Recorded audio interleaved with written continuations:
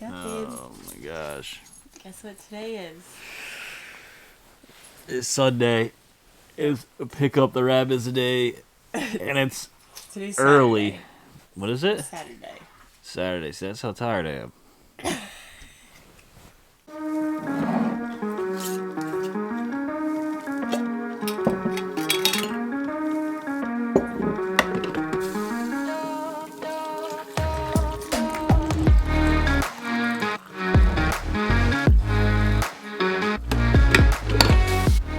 You don't seem that hyped. I am hyped. I'm just waking up. Come on. We gonna get some rabbits. We're gonna get some New Zealand rabbits. We're gonna get some Californian rabbits. We're gonna get some rabbits. Hi, I'm Danielle, and this is Chris from the Slidara Farm, and welcome to our channel.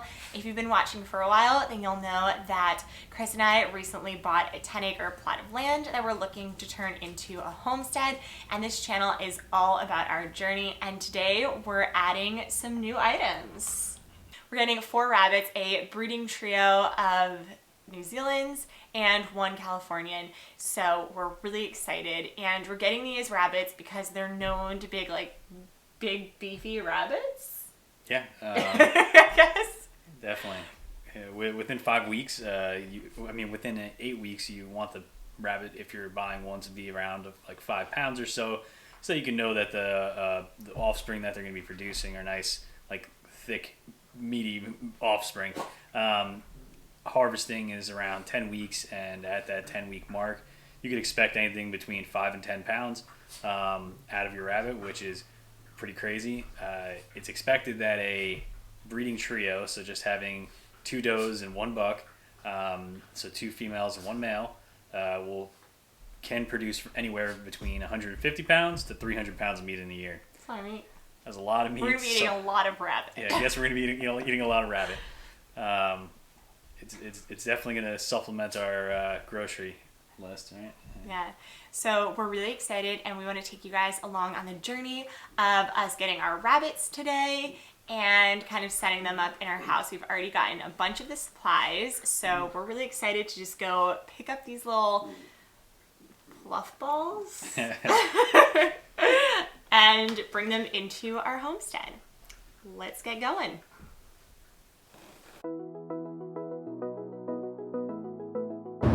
It's official. We finally got our rabbits. How you feeling, babe?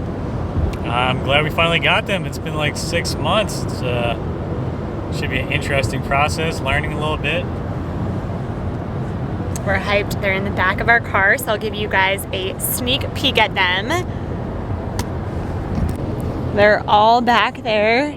Those little crates are breeding trio and Californian. Yeah. CP Rabbitry was super helpful. They were cool. Very knowledgeable people.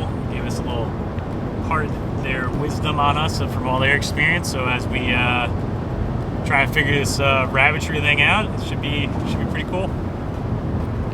Now we only have an hour and 50 minutes to go, so we could get these rabbits home. Oh yeah. Oh yeah. Once we got home, we put our 4 new rabbits in their cages and decided to let them get settled in while we started our seedlings for the spring, making sure that we had all of them ready. Temporarily, we have the rabbits in our basement, but next week in our episode, we are going to be sharing the move to the barn. Right now, we did want to just go over some key elements that you will need when getting any of your breeding rabbits. Making sure that the cages are big enough for them to stand on their hind legs and jump at least 4 times back and forth is great for all rabbits. You will also want to get some cedar bedding, and this is something that you can just put in the bottom of their trays to keep the odors down, and trust me, it's really helpful.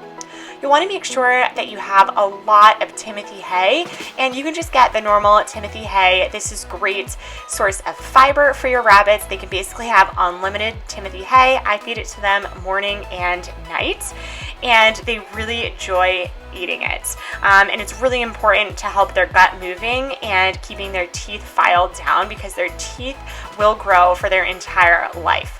With that being said, you are going to want to have toys and items for them to chew on in their cage to help with their teeth filing down as well. I have some sticks as well as other toy items, and you can purchase rabbit toys, or you can also get some items like cans where you don't have any serrated edges, wood blocks, or just having the little tubes from the toilet paper or paper towel rolls.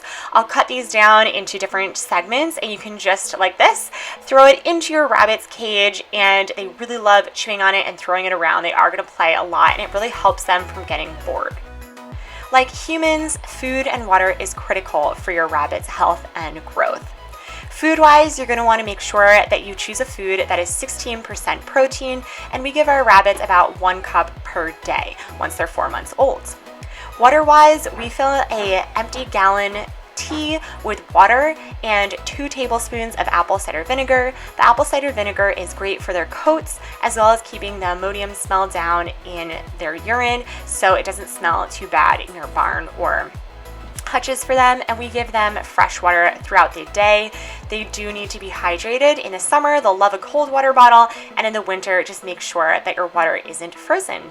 And that's how you keep a happy bunny. Well, you guys, I hope you liked the bunnies as much as we do, and we're excited to share the journey of these rabbits with you. So make sure that you hit the subscribe button to follow along in our journey, and we'll see you guys again next time.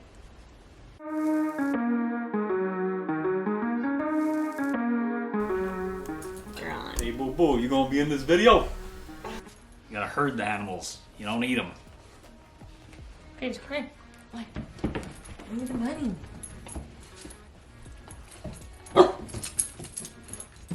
Once we went outside, I tried to like hop. You let it go on the floor? No, he's way too fast for that. I never catch him. You never catch him, he'd be gone.